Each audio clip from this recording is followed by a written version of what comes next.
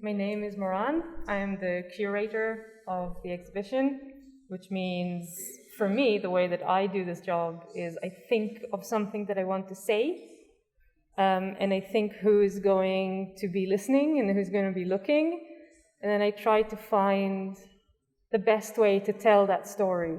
And so I looked for clay artists or artists that have plaster or this material in their work that tell stories through the objects that they make. Each of these artists tells a different story. With Anita, they're very emotional stories through chairs. With Martha, there's a sense of a domestic history of a community through the use of spoons that you can't use. The chairs you can't use either, they're all very delicate and small. And with Insaf, she's using plaster in a painting. Together with poetry, she tells a story that I feel Irish audiences should hear, something that's a little different from what you would every day see in a gallery, bringing the beautiful snake queen into Ireland where there are no snakes, and Shamaran's entire history, together with Insaf's history. And then I asked her to tell a little bit about the language in the audio work, and she created this beautiful mix of a story. So the little blue chair is about 4 centimeters high, and I took it underwater on a scuba dive with the first weird-looking sponge. It looked like it was looking at me. It had eyes, and it looked quite vacant, and it was quite eerie. And I put the chair on top, but at the same time there was a tidal flow, so it was rocking very gently on top of the head. But that was on a shipwreck, so that sponge was growing on the side of a wreck. This here is Snake Block's anemone, it's called, so it's all moving and swaying, and all these tiny, tiny bits of things you see floating on the water, it feeds off those. This is called a cuttlefish, and when it first came along, it put its little things up there, which is a defense mechanism. And then it got confused because of the pure white colour of the chair. So it changed colour about 3 times trying to blend in with the chair. And it just hung around. It hung around for ages and ages. I'm hoping it's obvious what inspired that one. It was the blue chair on the sponge. And the reason I made that and called it Vacant Mind was because it looked like a head underwater, and it was really creepy and really surreal and eerie.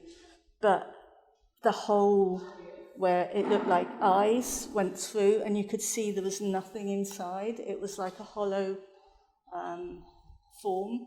So that's why I called it Vacant Mind. So it's the journey of the chair. My name is Martha Cashman. I'm a ceramicist from Cork, and this is my sculptural work in paper, flax and porcelain. This work referencing the domestic life and nature, the rhythm of life, and the representation of the family and the old kitchen drawer in the wooden drawer here. The shadow, the light throwing shadows under the work. We would have used seaweed in organic market gardening in our life. Women and the role of women in the home, and just seeing this as a reference to that, and that idea of trawling through your little box of treasures, little precious things that you keep in life. And there's some gold luster and silver lusters on this work.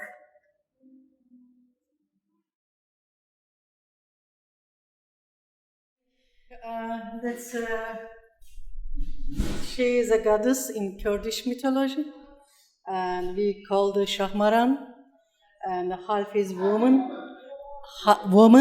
and half is the snakes, and the legs is snakes as well. I made them, I used pine cones and plaster when I made it. There's a lot of, over than maybe 2,000 pine cones. I used it. Yeah, Shahmaran know past and future, and she was in has a wisdom, but she had a heaven on the sky, but because of human betrayed, and she just moved under the ground. Who is look at her eyes, fell in love with her. So I put eyes and mirror because I want who look at her eyes, just that they will see their own eyes. Maybe they can remember how a human is a narcissist. Yeah, that's a very important figure in our culture, in Kurdish culture. Another side, I have some poems. That's poems, part of my experience, my life. Yes, we have a same story with the Shahmaran.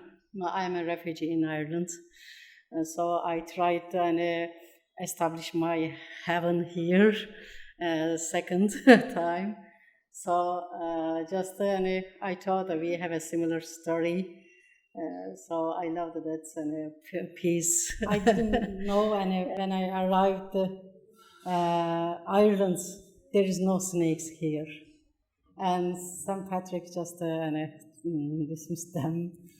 But I brought snakes of King of Snakes here. So it's very, how can I say, very strange to be here with the Shahmaran. It's another point for me. It's a great point. Thank you.